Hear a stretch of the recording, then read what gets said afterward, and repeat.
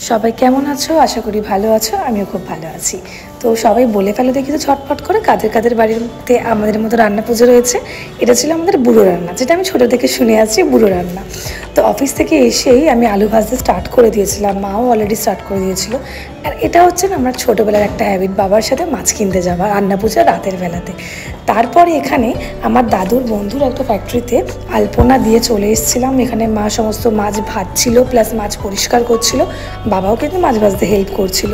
যাই হোক, তারপর ওখান থেকে দেখতে দেখতে গেলাম পলি কাকিমাদের বাড়িতে। এখানে পলি কাকিমারা অলরেডি রান্না স্টার্ট শেষের পথে, খাওয়াও হয়ে গেল এদের, আমরা এখনও অনেক পরে, ততক্ষণ আমাদের রান্নাটুকু কমপ্লিট হয়নি। তারপরে সকালবেলা উঠে দেখি ঠাকুরমশাই চলে এসেছিলো, আর পুজোটাও আমাদের স্টার্ট হয়ে গেছিলো। কিন্তু বলতে গেলে ঠাকুরমশাইয়ের খুবই ক্রাইসিস ছিল, মানে আমরা ঠাকুরমশাই পাচ্ছিলাম না। তাও অনেক কষ্টে পুজো কমপ্লিট হলো, বাড়িরও ঠাকুরকে ভোগ দেওয়া হলো। তারপরে অফিস আসার সময় আমি ঠাকুরকে নমস্কার করে অফিসে চলে আসি।